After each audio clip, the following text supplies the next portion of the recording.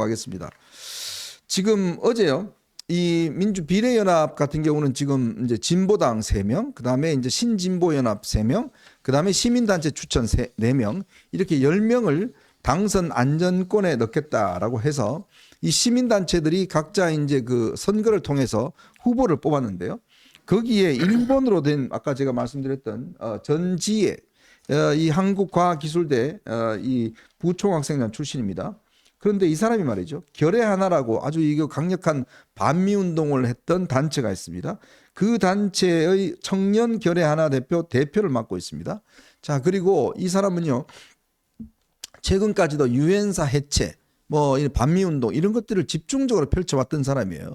근데 문제는 이 사람을 일본으로 하다 보니까 민주당도 그동안 이 문제에 대해서 입을 닫고 있다가 이제 이게 너무 국민들의 여론에 좀 안 좋을 것 같으니까 조금의 지금 뭔가 이 마사지를 하려고 하는 게 아닌가 그런 생각이 들거든요. 그렇죠. 아무래도 이제 선거는 중도 무당층을 누가 좀 더 많이 획득하는가 여기서 승부가 갈리다 보니까 민주당도 이제 그런 데 좀 신경 쓰기 시작하는 거 아닌가 이렇게 보여지는데 원래 진보당 몫으로 3명이 있었잖아요. 네. 저 장진숙, 손솔, 전종덕 저 3명이 있지 않았습니까? 네. 그런데 지금 우리 현종님이 얘기한 전지에 여기에 보면 그 이적단체로 법원이 규정한 범민련 그 남측 실무회담 대표를 맡은 조성우 씨 있지 않습니까? 네, 조성우 있죠. 좌파 그쪽에 대부 역할을 하고 있는데 그쪽 계열이에요. 그러니까 전형적인 이제 종북 주사파고요. 네. 이 단체가 보니까 2019년에는 북한 측 뭐 단체로부터 또 신년 인사도 받고 뭐 그렇더라고요.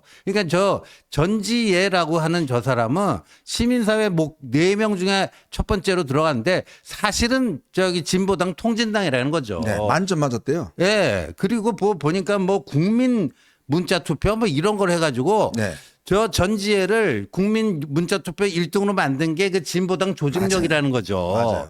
그러니까 그 진보당 목 3명이 있는데 네. 이쪽으로 또 한 명 또 찡겨든 거예요. 네, 네. 그러니까 요거는 좀 아니다 싶어가지고 지금 민주당 최고위원회에서 재심사를 요구를 할 것이다 이런 건데 이런 것도 우리가 좀 잘 봐야 될 것 같습니다. 네, 참 정말 황당한 게요. 여기 조성우라고 지금 이제 결의 하나 이사장이 있습니다. 이 사람은 범민련 남측 본부의 실무대표를 맡았던 사람이에요. 근데 이 사람이 여기 상임심사위원으로 들어갔습니다. 네. 그러니까 자기가 심사위원으로 들어가고 자기 단체에 있는 사람을 일본으로 선출한 거예요. 이게 뭐 심판하고 선수가 똑같은 겁니다. 자, 아까도 말씀드린 만점을 받았어요. 근데 이게 어떻게 만점을 받겠습니까? 진보당이 특히 전화 조작은 진보당 따라갈 조직이 없잖아요. 그렇죠. 그러니까 진보당이 집중적으로 자기 사람을 여기다 받은 거예요. 먼저 제가 볼 때는 결국은 이번에 비례연합은 진보당 이중대다. 왜냐? 지금 보십시오. 이쪽 신진보연합의 용해인이나 이쪽도 뭐 비슷합니다. 그리고 진보당 3명이 있었지 않습니까? 이게 전부 다 통진당, 한총련 뭐 이런 경기동부연합 출신이잖아요. 거기에 시민당 제목도 그냥 모자만 바꿔 쓰고 실제로는 이쪽 단체인데 이렇게 시민단체 몫이라고 해서 1번과 여성 1번, 2번이 누구냐면 1번은 아까 했던 전지혜 이 바로 이제 반미 운동했던 사람이고요. 2번으로 그 비례 17번입니다. 정영희 이 사람은요. 전국 여성농민단체 사무총장이에요. 근데 이 사드 반대 관련해서 여기에 그 직접적으로 행동했던 통일선봉대 대장입니다. 근데 이 사람이요. 전남 구례군 국정리의 이장을 지냈죠. 그러니까 자기 그 고향인지 뭐 지금 사는 곳은 전남 구례군인데 네. 사드 배치 반대 시위는 어디서 했어요? 네, 성주에서 했죠. 성주 아니에요. 그러니까 이게 전국구 그 좌파 주사파 반미 운동가라는 거죠. 네. 그러니까 이 사람 또한 좀 저기 통진당 냄새가 좀 많이 나는 거죠. 그래서 지금 저런 식으로 이제 그 10명을 334 뭐 했는데 지금 통진당 목 3명에 진보당이죠. 그다음에 이제 시민사회 목 4명 중에 적어도 2명. 2명은 거의 주사파 냄새가 진하게 나잖아요. 그렇죠. 그리고 또 이거 뭐예요? 그 군 인권센터에 그 이상한 짓 많이 하던 그 임태훈. 임태훈. 네. 아, 임태훈. 여기가 또 비례대표. 그 계엄사 문건 그 관련해서 그러니까요. 일포한 거 아닙니까? 야. 지난번 그 누구죠? 국방부 장관하고 예. 그게 아주 아삼육이었잖아요. 그렇죠. 문재인 정부 때. 그래서 군 계엄사 문건 송영무인가요? 그거, 송영무하고 그렇게 해서 문제를 터뜨렸고 이게 또 성소수자입니다. 네. 자, 그리고 군대를 안 가기 위해서 또 안 가가 이제 같이 구속됐던 그런 전례도 있어요. 이런 사람을 지금 이쪽 시민단체 대표라고 지금 하고 있습니다. 참 정말 기가 막힌 것인데 자, 이렇게 지금 하다 보니까 민주당조차도 이제 부담스러운 거예요. 물론 그렇죠. 제가 볼 때는 아마 바꾸려 그러면 이거 굉장히 아마 그 논란이 커질 겁니다. 왜냐하면 이미 합의문에 들어와 있기 때문에 이 합의문을 지금 해서 지금 이쪽에다 문제 제기를 하면 그쪽 시민단체에서는 뭔 소리냐 지금 우리가 다 해서 뽑아서 했는데 이걸 어떻게 할 거냐.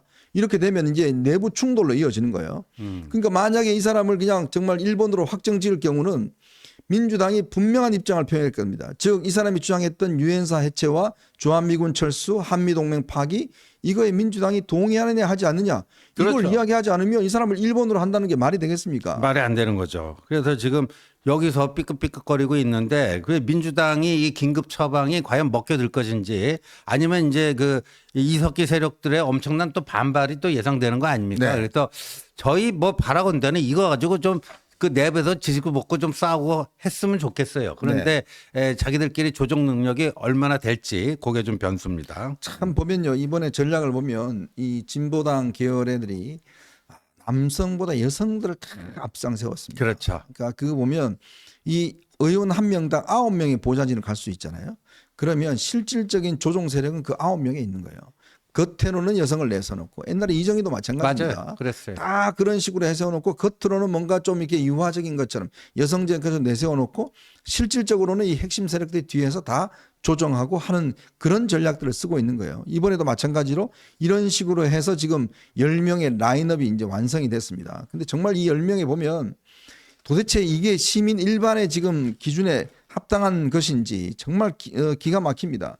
장진숙, 손솔, 전종덕 이 진보당 출신들인데 대부분 다 이 저 한총련 그다음에 저 경기동부연합 이쪽 출신이고요. 용해인 아시겠지만 비례 재선입니다. 비례 재선에서 지금 이번에 하고 있는 거고요.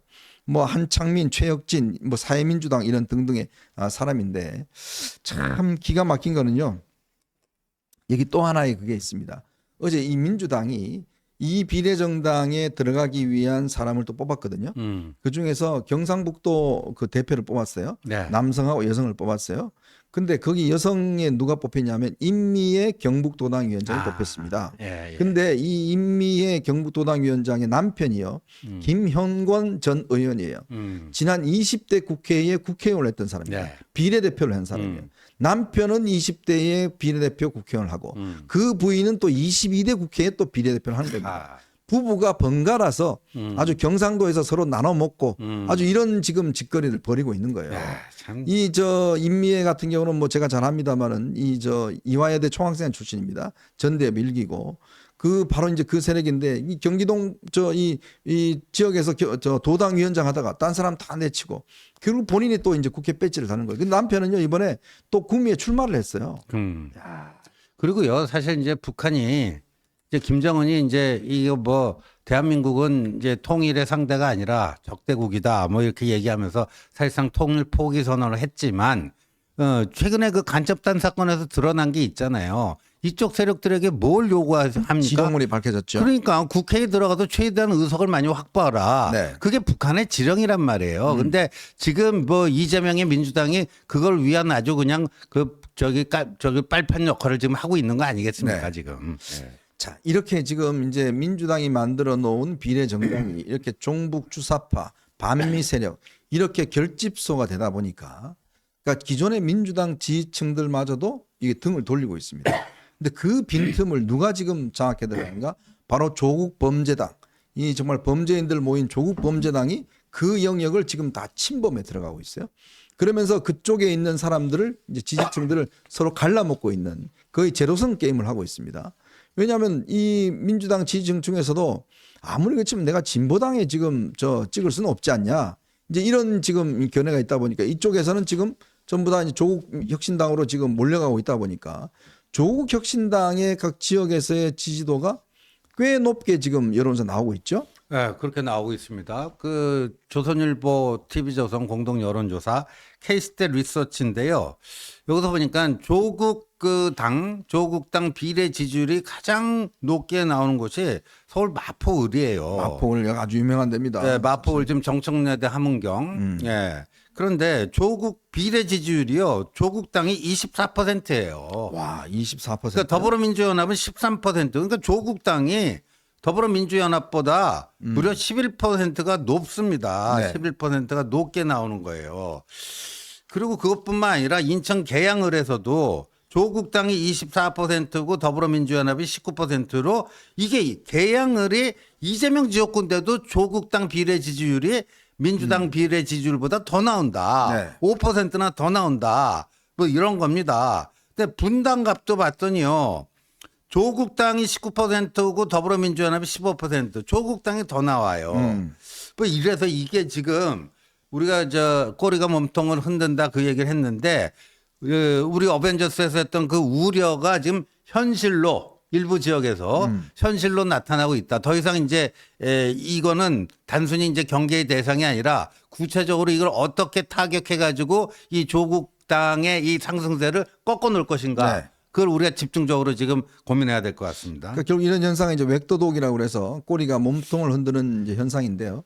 저는 뭐 그런 효과도 있는 것 같아요. 이게 지금 조국 혁신당이 만들어진 지가 이제 얼마 안 되다 보니까 이거에 대한 이제 컨벤션 효과도 또 있는 것 같고, 그래서 지금 민주당에서 하고 있는 운동이 몰빵 운동을 소위 하고 있습니다. 즉 여기에 다 몰빵을 해주세요라고 이제 몰빵 운동 하고 있는데, 그러니까 지지층들 입장에서 보면 뭐 지역구는 민주당을 짓겠지만 비례대표는 내가 아무리 그렇지만 저 진보당은 못 짓겠다. 경기동부연합은 못 짓겠다. 라는 사람들이 그 대한 성격으로 이제 조국 혁신당에 가는데, 문제는 지금은 아직까지 뭐 드러나지 않지만 제가 뭐 계속 말씀드립니다만 이 조국 혁신당의 정체가 뭐냐면 범죄 도피당이에요. 범죄 도피다. 네, 지금 보시면 알겠지만 당 대표 영입 1호, 의원 영입 1호, 그다음에 그 지금 들어와 있는 저 영입 인사들 전부 다 정과와 그다음에 해임 처분 받고 뭐 등등해서 들어온 사람들 아니겠습니까? 아니 이렇게 범죄 피해 온 저 범죄 피해자 피고인들 피의자들이 들어 있는 정당, 이런 정당에 과연 이게 민주당을 뭐 지지한다는 사람들이 찍을 수 있을까요? 그러니까요. 그래서 일단 지금 이제 이재명의 민주당이 뭐 비명 행사, 친문 학살하면서 거기에 실망하고 분노한 이 친노 친문 지지자들이 지금 조국당으로 좀 몰려가고 있는 거 네네. 아닙니까? 그런데 지금 보면요, 황운하가 그 당 원내대표가 됐어요. 네? 참네. 아니 유일한 그 저 현역 의원 아니에요. 네. 그 원내대표 경쟁자가 없어요.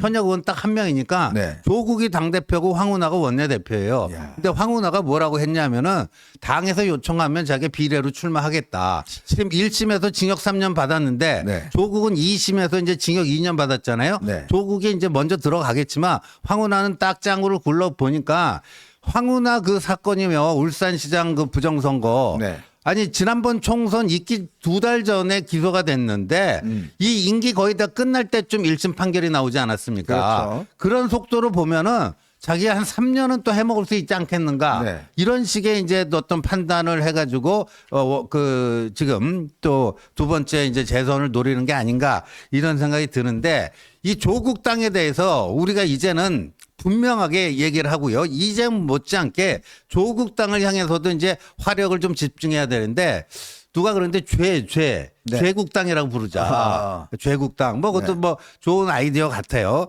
그런데 오늘 또 보니까요, 이 죄국당의 그 후원회장이 2명이 있지 않습니까? 그렇죠. 하나는 그 태백산맥의 작가 조정래. 완전히 좌파 문인이죠. 거기는 뭐 일본만 갔다 와도 친일파라는 거 아니에요? 그러니까 일본 유학 갔다 온 놈들은 다 우리 친일파니까 저번에도 친일파죠. 저도 이제 토착 외구가 되는 네. 거예요. 그리고 또 한 명이 있어요. 문성근. 영화배우 문성근. 좌파 영화배우. 근데 오늘 문성근이요. 야, 자신의 SNS에 기가 막힌 사진을 올렸는데 감독님과 한번 보여주시죠.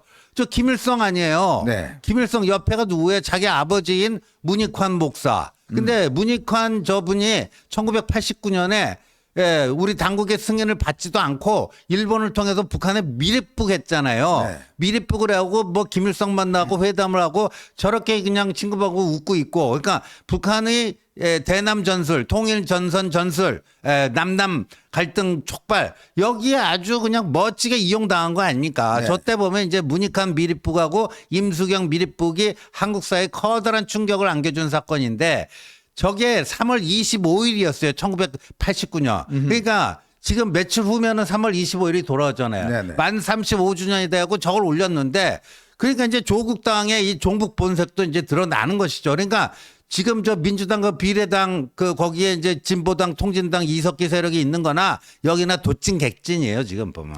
참 이 문성근이라는 사람이 물론 뭐 자기 아버지를 뭐 기리는 뭐 그런 수도 있습니다만 왜 하필 아버지를 기리는데 왜 김일성하고 찍은 사진을 올렸을까요? 이게 이제 1989년 3월입니다.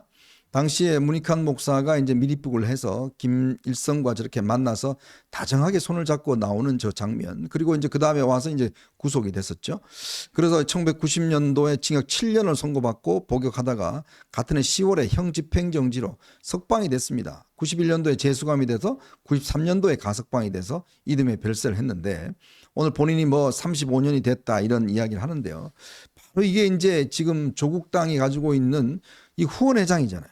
후원회장이 이런 식의 사진을 올리는 거. 김일성이 누굽니까? 그러니까요. 우리 민족을 정말 학살하고 잔인하게 했던 바로 침략했던 그 원흉 아닙니까? 그렇죠. 아 그리고 저 이 문익환 목사라는 전 뭐라고 할까 이상주의자라고 할까요? 뭐 그런 사람이 가서 자기가 뭐 김일성하고 무슨 단판 지으면 통일이 이루어질 것처럼 환상에 빠져서 가서 결국은 북한의 통일 전선 전술에 이용이 당하고 결국 팽된 거 아니겠습니까? 그렇죠. 저런 망상가들이 지금 때문에 지금 이 당시에 임수경도 그렇고 그런 일을 벌였는데 지금 이 조국 당의 후원회장이라는 사람이 저런 걸 올렸다. 조정래는 뭐예요? 반일의 상징이지 않습니까? 그렇죠. 정말 저는요 이 사람 제가 이 책 다 빼버렸는데 정말 어떻게 이 일본에 갔다 왔다는 일본에 유학 갔다 왔다는 이유로 갔다 온 사람은 전부 다 친일파다? 아니 그런 기본 상식도 없는 이야기를 버젓이하는 사람인데 결국은 반일 친북 이 두 사람을 후원회장 한 이유는 반일과 친북 이 두 가지의 노선을 가지고 가겠다라는 거. 그다음에 이제 당의 색깔이 뭐 광주의 푸른빛이다. 광주의 어떤 그런 걸 또 얻어가겠다. 이런 꼼수가 보이는 거잖아요. 맞습니다. 바로 그겁니다. 그런데 그런 식으로 따지면 문재인 딸 문다혜도 저 일본 극우 성향의 대학 다녔으니까 거기도 네. 그냥 뭐 토착해지고 친일파고 뭐 이런 건데 그래서요 이거는 그냥 묵과할 수가 없는 거예요. 이런 사진을 문성근이 자기 SNS에 올렸다고 하는 것은 분명히 물어야 됩니다. 조국은 여기에 대한 입장이 뭐냐? 네. 너 문익환의 미립북을 너는 찬성하는 그게 영웅적인 의거라고 생각하느냐 아니면 실정법에 어긋난 국가 이익을 현저하게 침해한 국가보안법 적용으로 처벌되는 것이 불가피했던 그런 사건을 인식하는지 문익환 미립북에 대한 조국의 입장은 뭐냐 이 공세의 고삐를 늦추면 안 됩니다. 그래서 저는 오늘이 조국 당의 이 비례대표 지지율이 정점을 찍은 날로 우리가 만들어야 된다고 봐요. 그런데 지금 문성근이가 이걸 하나 또 이걸 딱 우리 좀 좋은 호재를 지금 안겨준 거 아니겠습니까? 그러니까 여기에 대해서 좀 파상 공세를 해가지고요. 이 저쪽 그 민주당을 숙주 삼아갖고 진출하려는 이석기 세력과 이 또 조국 당에 있는 이 종북 주사파하고 같이 묶어갖고 타격을 해야 됩니다. 결국 이제 이번 싸움이 저희가 이제 9월에 내세웠던 건국 전쟁이라고 하는 이유도 바로 거기에 근거하고 있습니다. 지금 보면 자 민주당의 비례정당은 정말 반미 주사파 종북 세력들을 전부 다 이 국회의원으로 지금 비례대표를 신청했고 거기에 맞물린 지금 조국당도 똑같은 거예요. 이게 차이가 나는 게 아닙니다. 결국은 똑같은 건데 서로 어떤 다른 지금 집만 가지고 있다가 나중에 또 합치는 이런 형상을 이제 기록할 거 아니겠습니까? 이 보여주는 전략이 마찬가지죠. 결국 이제 호남 여론이라든지 뭐 불쌍하다, 뭐 이런 측은지심, 뭐 이런 걸 이용을 해서 또 친문 세력들을 지금 뭉치는 계기, 지금 이런 것들을 좀 이걸로 도모하겠다는 거. 이래서 나중에 이제 가서 어차피 우리가 형제당이니까 합치겠다, 뭐 이런 지금 전략들을 쓰고 있는 거거든요. 이제 그런 것들이 지금 이제 앞으로 여당 입장에서 보면 이런 실체와 이런 것들을 사실은 국민들에게 알리고.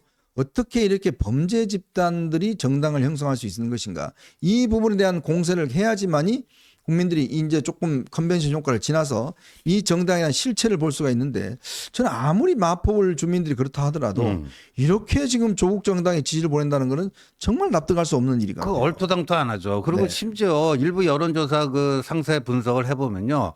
중도층의 또 상당수가 조국 그 당을 지지한다. 네. 그러니까 분위기 타고 그냥 얼떨결에 그쪽으로 흘러 들어가는 것도 있나 본데 이렇게 분명하게 짚을 건 짚으면요. 설마 조국 당이 저 중도층이 조국 당의 그 종북 주사파적 그거를 지지할 수는 없을 거 아닙니까? 그래서 우리가 그걸 분명히 해야 되고 오늘이 3월 11일이죠.